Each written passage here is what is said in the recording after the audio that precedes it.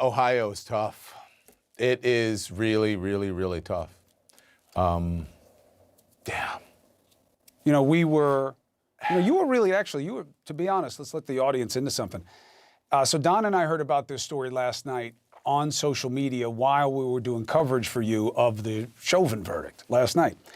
And the initial reports didn't seem right. And it was so interesting for me, as emotional and personal as these stories are to someone of color, especially Don, you with your background, you were cautious about it. You were saying, I want to see this one. I want to see this.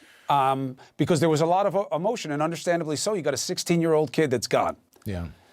And it's a hard one. I do not know how to explain this to people in a way that doesn't make somebody very angry. Well, yes, and we're dealing with a lot of emotion right now, and I'm going to talk about that in a moment. And I think that is, it's real, and you have to take that part has to be taken into account. There's a lot of anguish. People are very emotional right now, but we've got to be fair about what happens when police arrive at scenes.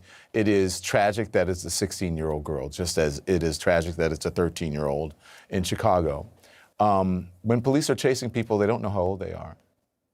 And they don't run and say, hey, how old are you? Oh, I'm 13. You know, my mom let me, you don't know that. Or I'm 16. When they roll up on a scene, they see people tussling around, someone has a knife, and their job is to protect and serve every life on that scene. And if they see someone who is in the process of taking a life, what is that decision? What decision do they have to make? And I know that people say, well, you know, you could do this, you could do that. Tasers don't work the way guns work. Not at that distance. Not at that distance. And not with that amount of time. Yeah, right. Tasers, then they don't always connect. So you've got to get, you know, two prongs or what have you, and it's got to connect or whatever. But I see it. If the woman in the pink was my sister, niece, wife, whatever, you have to make a decision. Is one life on that scene more valuable than another? And if someone is trying to take a life on that scene, do you protect the life of the person trying to take the life, or do you protect the life of the person whose life is in imminent danger at that point? That's why I'm not a police officer, but when I look at that, as I said, it is tough because one is a 16-year-old. I don't know how old the other person is, but the other person's life was in imminent danger. And as you know, from the hostile environment training that we get on this job, and because of our proximity to law enforcement, that at a certain distance, a stabbing, a knife can be much more lethal than a bullet. And especially if you get stabbed in the artery, in the temple, somewhere that you're going to bleed out. Look, I feel for you always feel for everybody involved. Sometimes I don't feel for certain parties as much as others, but I feel for that officer.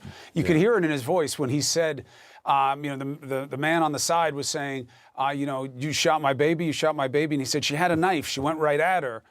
You know, this is something that he's going to have to live with also. Yeah. I did have one person make one good point that I hope doesn't come across offensive, because certainly it's not the way I mean it. No, but this is what people are talking about. This is what people, because again, we weren't on the scene. No. And even before you say that, Chris, even in the slowed down version, the slow-mo version, that slowed version was a second.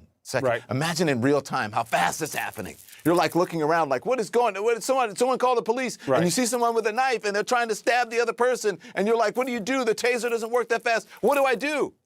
Right. Right? And so you've got to, what you see is a life that is in jeopardy, in imminent jeopardy at the moment. I don't know. Yeah, that man is right. You shot my baby. And he is in grief and in pain. I get that. And the other person could have been bleeding out on the sidewalk as well. And either way, in that position, I think that someone's life probably would have ended. It could have been the other woman in the pink, or it could have been the 16-year-old who sadly ended up dying.